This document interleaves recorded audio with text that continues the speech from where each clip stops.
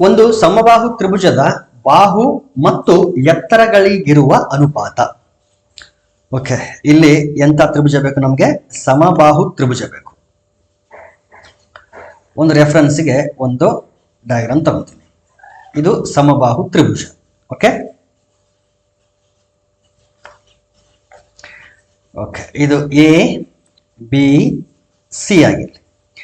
ಸಮಬಾಹು ತ್ರಿಭುಜ ಆಗಿರೋದ್ರಿಂದ ಎಲ್ಲಾ ಸೈಡ್ಗಳ length equal ಆಗಿರುತ್ತೆ. ಸೊ ಇದನ್ನ ಎಕ್ಸ್ ಎಕ್ಸ್ ಎಕ್ಸ್ ಅಂತ ಅನ್ಕೊಳ್ಳೋಣ. ಸೊ ಇಲ್ಲಿಂದ ಇಲ್ಲಿಗೆ ಎಷ್ಟಿರ್ತದೆ ಲೆಂತ್? ಎಕ್ಸ್ ಇರ್ತದೆ. Okay, total length X.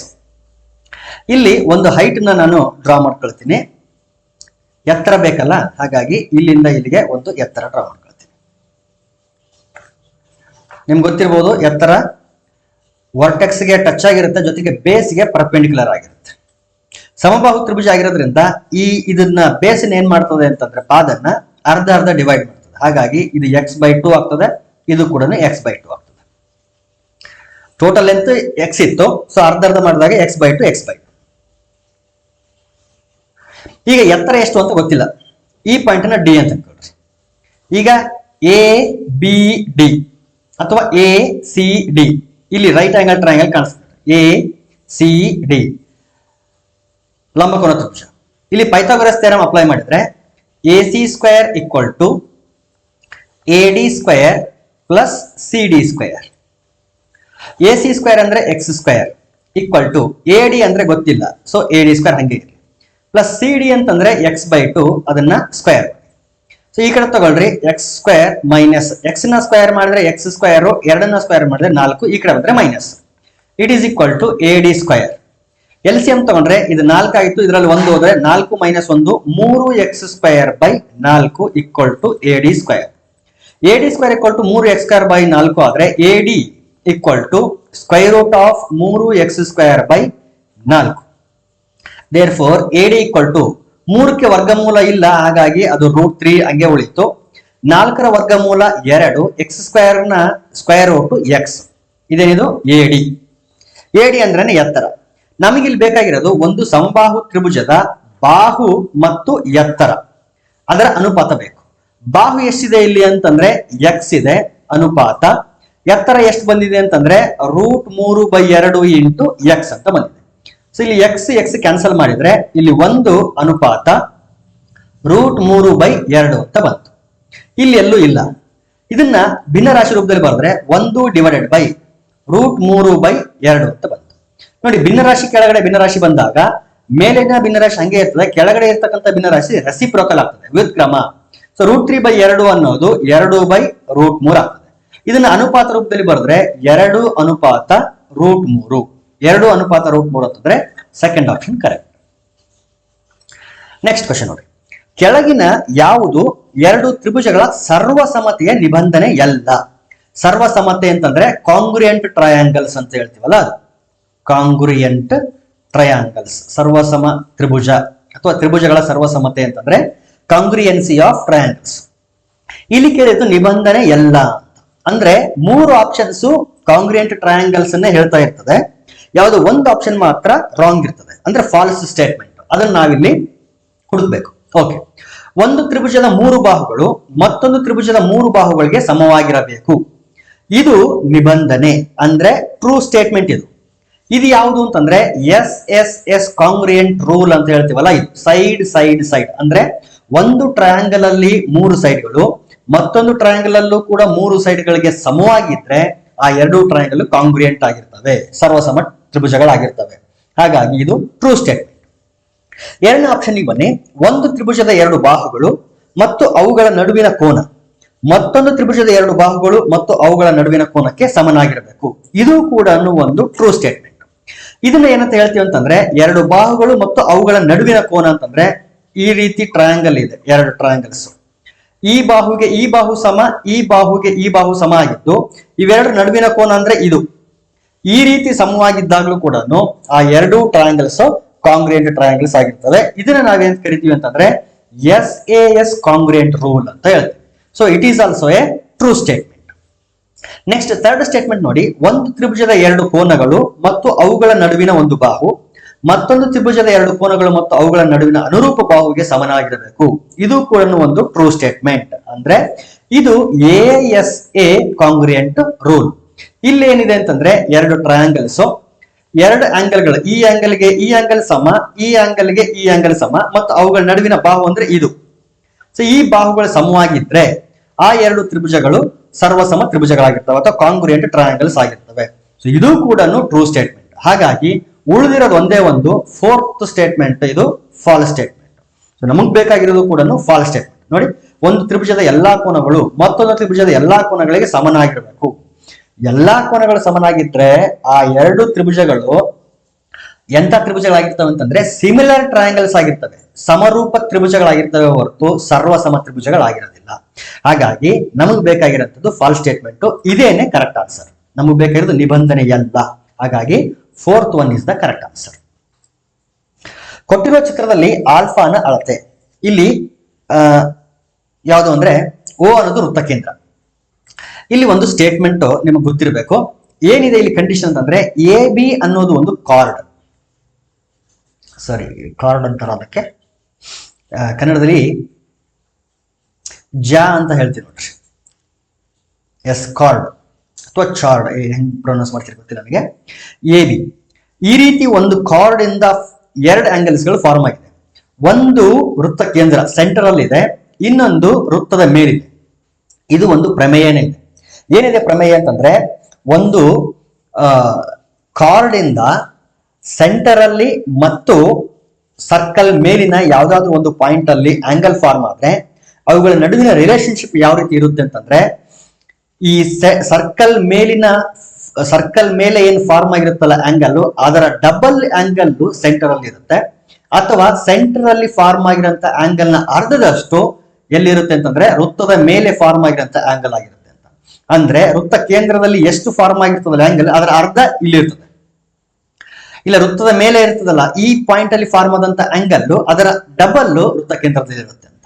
So ಇಲ್ಲಿ 60 ಡಿಗ್ರಿ ಇದೆ ಅಂತಂದ್ರೆ ಅದರ ಅರ್ಧದಷ್ಟು ಆಲ್ಫಾ ಆಂಗಲ್ ಇರುತ್ತೆ. ಅರ್ಧದಷ್ಟು ಅಂದ್ರೆ 60 ಡಿಗ್ರಿ, ಅರ್ಧ ಎಷ್ಟು?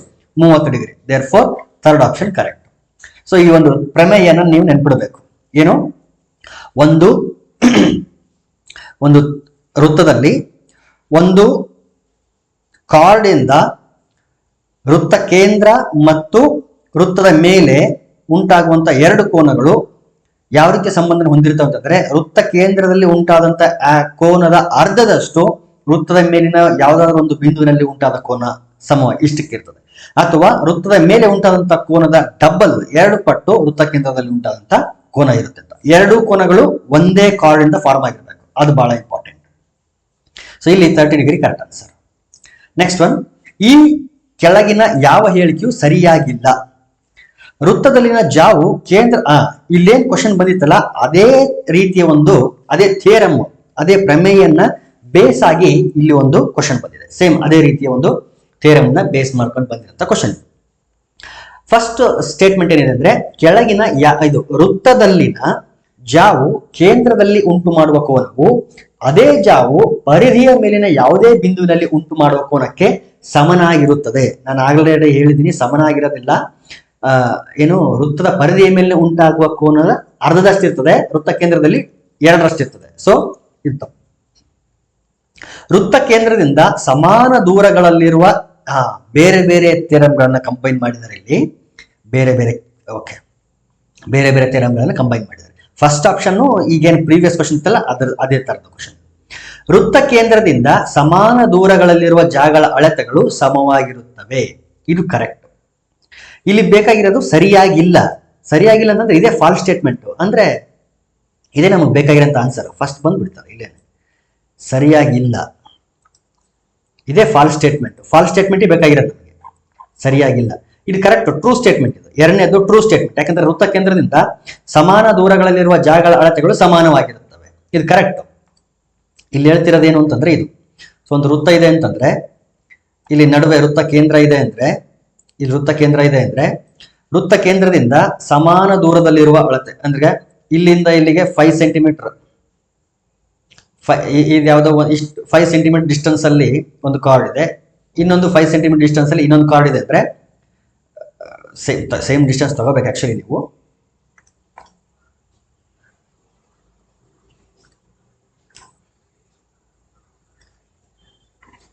ಈ ರೀತಿ ಈ ಡಿಸ್ಟೆನ್ಸ್ ಸೇಮ್ ಇತ್ತು ಅಂತಂದ್ರೆ ಈ ಕಾರ್ಡ್ಗಳ ಅಳತೆಗಳು ಕೂಡ ಸೇಮ್ ಇರುತ್ತೆ ಅಂತ ಇದು ಒಂದು ಥಿಯರಮ್ಮೇ ಇದೆ. ಹಾಗಾಗಿ ಅದು ಟ್ರೂ ಸ್ಟೇಟ್ಮೆಂಟ್. ಇನ್ನು ಥರ್ಡ್ ಆಪ್ಷನ್ ತಗೊಂಡ್ರೆ ವೃತ್ತದಲ್ಲಿನ ಜಾವು ಪರಿಧಿಯ ಯಾವುದೇ ಬಿಂದುವಿನಲ್ಲಿ ಉಂಟು ಮಾಡುವ ಕೋನಗಳು ಸಮನಾಗಿರುತ್ತದೆ. ಇದು ಕೂಡ ಟ್ರೂ ಸ್ಟೇಟ್ಮೆಂಟ್. ಅಂದ್ರೆ ಒಂದು ವೃತ್ತ ಇದೆ ಅಂತಂದ್ರೆ ಇಲ್ಲಿ ಜಾ ಇದೆ, ಇದು ವೃತ್ತ ಕೇಂದ್ರ.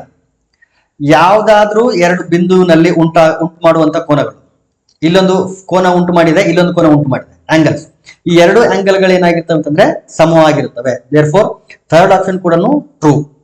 ಫೋರ್ತ್ ಆಪ್ಷನ್ ಬಂದ್ರೆ ವೃತ್ತ ಕೇಂದ್ರದಿಂದ ಜಾಗೆ ಎಳೆದ ಲಂಬವು ಜಾವನ್ನು ಅರ್ಧಿಸುತ್ತದೆ. ಇದು ಕೂಡ ಕರೆಕ್ಟ್. ಇಲ್ಲಿ ಹೇಗೆ ನೋಡ್ರಿ, ವೃತ್ತ ಕೇಂದ್ರದಿಂದ ಜಾಗೆ ಎಳೆದ ಲಂಬವು ಪರ್ಪೆಂಡಿಕ್ಯುಲರ್ ಇರುತ್ತಲ್ಲ, ಈ ಜಾ ಇರುತ್ತಲ್ಲ, ಇದು ಕಾರ್ಡು ಇದನ್ನ ಡಿವೈಡ್ ಮಾಡ್ತದೆ, ಈಕ್ವಲ್ ಆಗಿ ಡಿವೈಡ್ ಮಾಡ್ತದೆ. ಹಾಗಾಗಿ ಇದು ಕೂಡ true statement. Therefore false statement ಯಾವುದು ಅಂದ್ರೆ ಫಸ್ಟ್ ಒನ್. ಸರಿಯಾಗಿಲ್ಲದ ಸ್ಟೇಟ್ಮೆಂಟ್ ಬೇಕು ನಮ್ಗೆ, ಹಾಗಾಗಿ ಇದೇ ಕರೆಕ್ಟ್ ಆನ್ಸರ್. ನಮಗೆ ಫಾಲ್ಸ್ ಸ್ಟೇಟ್ಮೆಂಟ್ ನಮ್ಗೆ ಬೇಕಾಗಿರೋದು. So first one correct answer. Next question, ಷಡ್ಭುಜ ಗೋಪುರಕ್ಕೆ ಸಂಬಂಧಿಸಿದಂತೆ ಕೆಳಗಿನ ಯಾವುದು ಸರಿ? ಷಡ್ಭುಜ ಗೋಪುರ ಅಂತಂದ್ರೆ ಕೆಳಗಡೆ ಷಡ್ಭುಜಾಕೃತಿ ಇರ್ತದೆ. ಅಂದ್ರೆ 6 ಬಾಹುಗಳಿರಂತ ಒಂದು ಪಾದ ಇರುತ್ತೆ. ಪ್ರತಿಯೊಂದು ಬಾಹುವಿಂದ ಒಂದು ತ್ರಿಭುಜಾಕಾರದ ಒಂದು ಗೋಪುರ ಇರ್ತದೆ.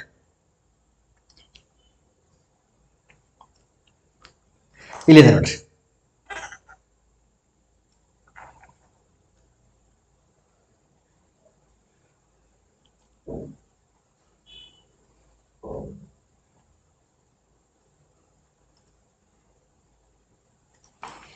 ಈ ರೀತಿ ಬೇಸ್ ಇದು ಪಾದ. ಇದ್ರ ಮೇಲ್ಗಡೆ ಪ್ರತಿ ಬಾಹುವಿಂದ ಒಂದೊಂದು ತ್ರಿಭುಜ ಹೋಗಿರ್ತದೆ.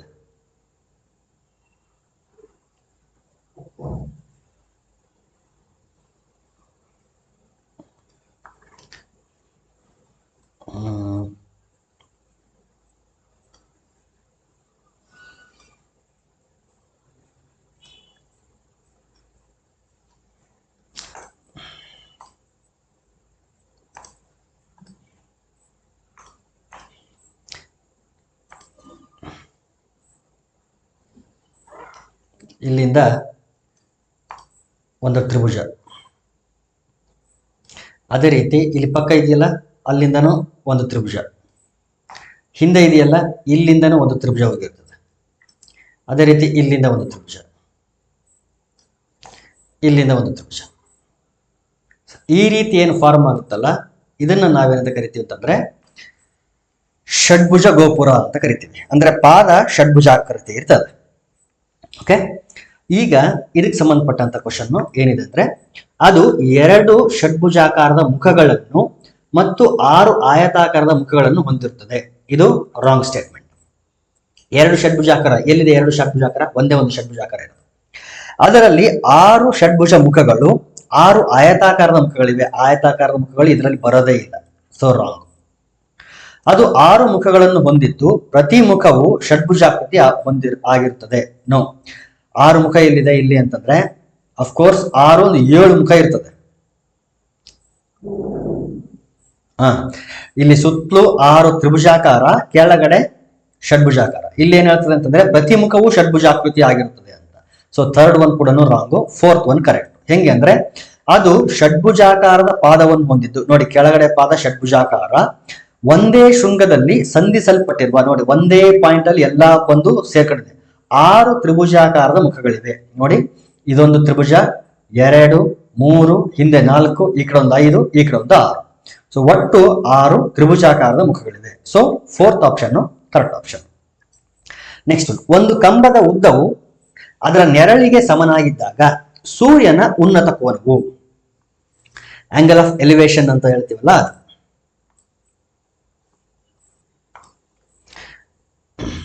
ಒಂದು ಕಂಬ ಇದೆ ಅಂತ ಅನ್ಕೊಳ್ರಿ, ಇದು ಕಂಬ, ಇದು ಅದರ ನೆರಳು. ಇವೆರಡು ಸಮ, ಕಂಬದ ಉದ್ದ ಅದರ ನೆರಳಿನ ಉದ್ದ ಸಮ ಆಗಿದೆ. ಹಾಗಾದ್ರೆ ಸೂರ್ಯನ ಉನ್ನತ ಕೋನ ಅಂದ್ರೆ ಆಂಗಲ್ ಆಫ್ ಎಲಿವೇಶನ್ ಬೇಕು ನಮಗೆ. ಈ ಥೀಟಾ, ಈ ಕೋನ ಎಷ್ಟು ಡಿಗ್ರಿ ಇದೆ ಅಂತ ಬೇಕು. ಈ ಉದ್ದ ಎಕ್ಸ್ ಆಗಿರ್ಲಿ, ಈ ಉದ್ದ ಕೂಡ ಎಕ್ಸ್ ಆಗಿರ್ಲಿ. ಥೀಟಾಗೆ ಇದು ಆಪೋಸಿಟ್ ಸೈಡು, ಇದು adjacent side. We know that sine theta equal to opposite by hypotenuse. ಅದೇ ರೀತಿ cos theta equal to adjacent side by hypotenuse. ನನಗೆ ಹೈಪಾಟ್ನಸ್ ಗೊತ್ತಿಲ್ಲ, ಮತ್ತೆ ಅದರಿಂದ ನನಗೇನು ಯೂಸ್ ಆಗಲ್ಲ. ನನಗೆ ಕೊಟ್ಟಿರೋದೇನು ಅಂತಂದ್ರೆ ಆಪೋಸಿಟ್ ಸೈಡ್ ಕೊಟ್ಟಿದ್ದಾರೆ, ಅಡ್ಜಸೆಂಟ್ ಸೈಡ್ ಕೊಟ್ಟಿದ್ದಾರೆ. ಟ್ಯಾನ್ ಥೀಟಾ ಗೊತ್ತು ನೋಡ್ರಿ, tan theta equal to opposite side by adjacent side. So tan theta equal to opposite ಕೂಡ ಎಕ್ಸ್ ಇದೆ, ಅಡ್ಜಸೆಂಟ್ ಕೂಡ ಎಕ್ಸ್ ಇದೆ. ಸೊ ಎಕ್ಸ್ ಎಕ್ಸ್ ಕ್ಯಾನ್ಸಲ್ ಆದ್ರೆ tan theta equal to 1. Tan theta equal to 1 ಆದ್ರೆ theta equal to tan inverse 1. So tan inverse 1 ಅಂದ್ರೆ tan ಯಾವ ಆಂಗಲ್ಗೆ value 1 ಬರುತ್ತೆ, theta should be equal to 45 degree, because tan 45 is equal to 1. Therefore, option 2 is the correct option. ಈ ರೀತಿನಾದ್ರೂ ಮಾಡಬಹುದು, ಅಥವಾ ಒಂದು common sense use ಮಾಡಿನೂ ಮಾಡಬಹುದು. ಇದೆಲ್ಲ ಟ್ರಿಗ್ನೋಮೆಟ್ರಿ ಯೂಸ್ ಮಾಡಿದ್ದಾಯ್ತು. ಕಾಮನ್ ಸೆನ್ಸ್ ಏನು ಯೂಸ್ ಮಾಡೋದು ಅಂತಂದ್ರೆ ನೋಡಿ, ಇಷ್ಟೆಲ್ಲ ನನಗೆ ಗೊತ್ತಿಲ್ಲಪ್ಪ, ಟ್ರಿಗ್ನೋಮೆಟ್ರಿ ಎಲ್ಲ ಗೊತ್ತಿಲ್ಲ. ಇದು ರೈಟ್ ಆಂಗಲ್ ಟ್ರಯಾಂಗಲ್, ಹೌದಾ? ರೈಟ್ ಆಂಗಲ್ ಟ್ರಯಾಂಗಲ್ ಅಂದ್ರೆ ಇದು 90 ಡಿಗ್ರಿ ಇದೆ, ಮತ್ತೆ ಈ ಸೈಡ್ ಕೂಡ ಎಕ್ಸ್ ಇದೆ, ಈ ಸೈಡ್ ಕೂಡ ಎಕ್ಸ್ ಇದೆ ಅಂದ್ರೆ ಐಸೋಸ್ಲೆಸ್ ಟ್ರಯಾಂಗಲ್ ಆಯ್ತು. ಐಸೋಸ್ಲೆಸ್ ಟ್ರಯಾಂಗಲ್ ಅಂತಂದ್ರೆ ಸಮದ್ವಿಬಾಹು ತ್ರಿಭುಜ. ಸಮದ್ವಿಬಾಹು ತ್ರಿಭುಜ ಅಂದ್ರೆ ಈ ಕೋನ ಮತ್ತು ಈ ಕೋನ ಎರಡನ್ನು ಸಮವಾಗಿರಬೇಕು. ಆಲ್ರೆಡಿ 90 ಡಿಗ್ರಿ ಇಲ್ಲಿದೆ, ಟೋಟಲ್ 180 ಡಿಗ್ರಿ ಇರಬೇಕು, ಅದರಲ್ಲಿ 90 ಡಿಗ್ರಿ ಇಲ್ಲಿದೆ. ಸೊ ಇವೆರಡು ಕೋನಗಳ ಮೊತ್ತ ಎಷ್ಟಾಗಬೇಕು? 90 ಡಿಗ್ರಿ. ಮತ್ತು ಆ ಎರಡು ಕೋನಗಳು ಸಮವಾಗಿರಬೇಕು. ಯಾಕಂದ್ರೆ ಈ ಬಾಹುಗಳು ಸಮ ಆಗಿದೆ ಅಂದ್ರೆ ಅದರ ಆಪೋಸಿಟ್ ಕೋನಗಳು ಕೂಡ ಸಮನಾಗಿರಬೇಕು. ಸೊ 90 ಡಿಗ್ರಿ ಮತ್ತೆ ಎರಡೂ ಬಾಹುಗಳಿಗೆ ಸಮವಾಗಿ ಹಂಚಬೇಕು ಅಂತಂದ್ರೆ ಇದು ಕೂಡ 45 ಡಿಗ್ರಿ ಇರ್ತದೆ, ಇದು ಕೂಡ 45 ಡಿಗ್ರಿ ಇರ್ತದೆ. ಇದು ಜಸ್ಟ್ ಕಾಮನ್ ಸೆನ್ಸ್ ಯೂಸ್ ಮಾಡಿ ಆನ್ಸರ್ ಮಾಡೋದು ಅಷ್ಟೇ. ಸೊ ಇದೆಲ್ಲ ಬಳಸಿದ್ದು ಟ್ರಿಗ್ನೋಮೆಟ್ರಿ ಆದ್ರೆ ಇದು just basic knowledge of triangles ನ ಯೂಸ್ ಮಾಡಿ.